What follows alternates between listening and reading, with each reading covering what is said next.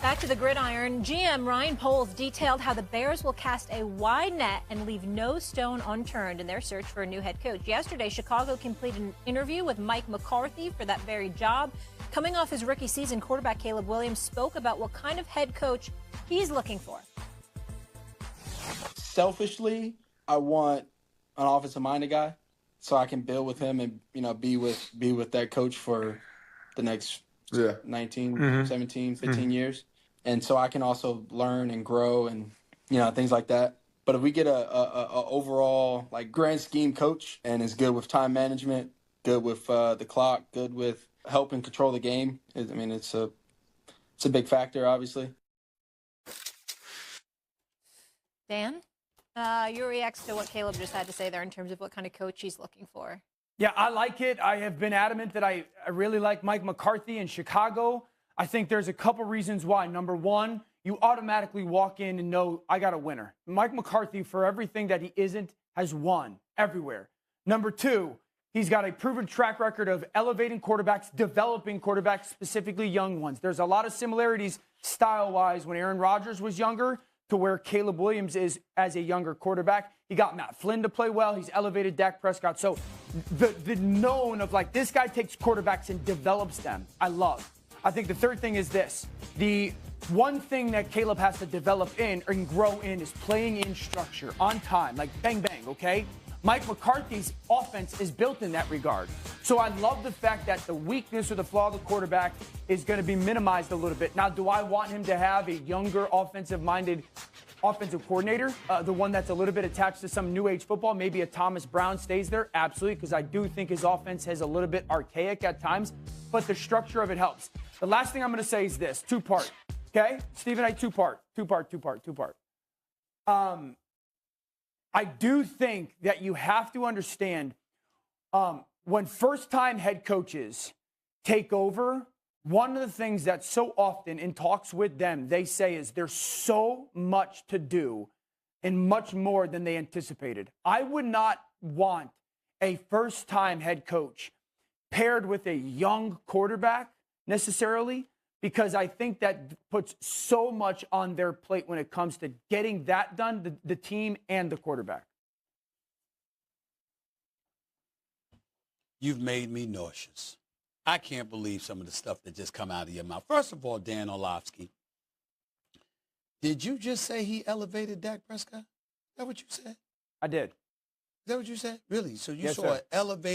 you saw an elevated Dak Prescott. I mean, I'm taking into account postseasons. I'm not just going to regular seasons. I'm taking into account postseasons. You saw an elevated Dak Prescott. You willing to stick to that? You willing to hold on to that one, huh?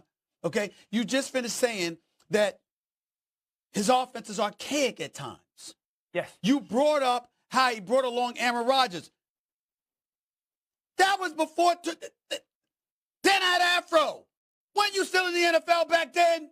You weren't working on ESPN. That's over a decade ago, man. That doesn't make it non-factual. My God. Some of the things you say sometimes, man, it's unbelievable. It's unbelievable. Really? Non-factual. When Aaron Rodgers parted ways from Green Bay, before that, when Mike McCarthy lost his job. Yes, sir. Wasn't the word archaic used by numerous analysts all over the place? Me. All right. You too, right? So in other words, a dude that was archaic 6 years ago, 7 years ago, you want that dude now with a quarterback with Caleb Williams' potential. That's what you want in the year 2025. What did I say with that, Stephen A? What did I say with it? An I said offensive coordinator. I wanted to make sure he has an offensive coordinator that is a little bit newer age when it comes to the way he sees football. And I even said Thomas Brown, who in... Stop. Mike McCarthy had one in a guy you love and you think is brilliant in Kellen Moore, and he pushed him out because he wanted to be the one calling the plays. I don't mind Mike McCarthy that's just calling a year plays. ago. I actually think Mike McCarthy is a good play caller. I think that I didn't say he wasn't. I didn't say it was terrible. But what I'm saying is that the argument that you used goes by the wayside when you think about Kellen Moore because Mike McCarthy pushed him out. He pushed him out. Just because he pushed him out doesn't mean that it wouldn't be a benefit to have someone like that with him. Just because he pushed them out doesn't mean that philosophically they didn't align. So it's beneficial for Caleb Williams to have a head coach who also wants to be the offensive coordinator. And when you got a dude, by the way, Kellen Moore's offense was #1 twice in the 4 years he was the offensive coordinator for the Dallas Cowboys, and he got pushed out the door for a dude that wanted to do it himself. It's good for Caleb Williams to have that. All right, so who do you want in Chicago? Because I'm going to tee it up and dunk on you. Me personally, well, of course you're going to dunk on it because the first name that I would come to is Ben Johnson. Okay, Stephen A. This is my problem with everyone who thinks we have a young quarterback.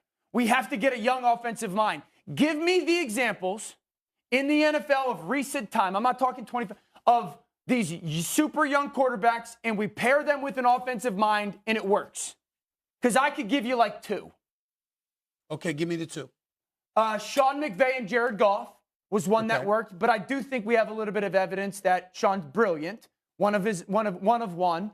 I would say Joe Burrow and Zach Taylor, and then maybe, and this is the maybe, Mike McDaniel and Tua. Okay. All the other ones that we say we got a young quarterback, man, we have to. No, you don't. Because I would say Josh Allen went with Sean McDermott, and I would tell you C.J. Stroud went with DeMeco Ryans, and I would tell you Jayden Daniels is with Dan Quinn. I'd tell you Lamar Jackson was with John Harbaugh.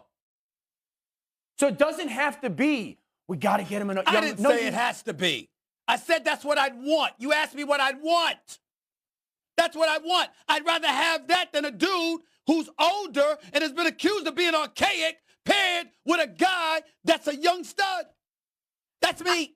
I would maybe agree with you. Like, I liked the Ben Johnson idea, but then I just started really thinking about the Bears and thinking about the last 12, 13 years there. And here's the thing. Apart from giving Lovie Smith his first opportunity to be a head coach, which worked out really well for them, took them to a Super Bowl, they have completely whiffed. Since firing Lovie in 2012, the Bears have hired 3 of their last 4 hires have been first-time head coaches. How's that worked out? That gives me caution. As I'm saying, I'm with Dan in that, like, this is any other franchise maybe, but this franchise can't keep doing the exact same thing over and over and expecting results. And as much as people wanted to talk about Mike McCarthy and that Aaron Rodgers dragged his dead body to the Super Bowl, like, Aaron Rodgers hasn't sniffed one since. Mike McCarthy is a great culture builder. I think if he has even a quarter of the success that he had at the Cowboys, which is not deemed great success by Cowboy standards, but probably would be by Chicago standards, I think it makes sense. We're completely forgetting the fact that, like, you do have an offensive coordinator in this situation. If you surround Caleb Williams with that support, I think you'll be fine. But in terms of, like, coming in and stabilizing a franchise, the Bears have got to have an established coach at the helm. Yeah, so I think you'll know this with Mike McCarthy. You'll win, and your quarterback will get better.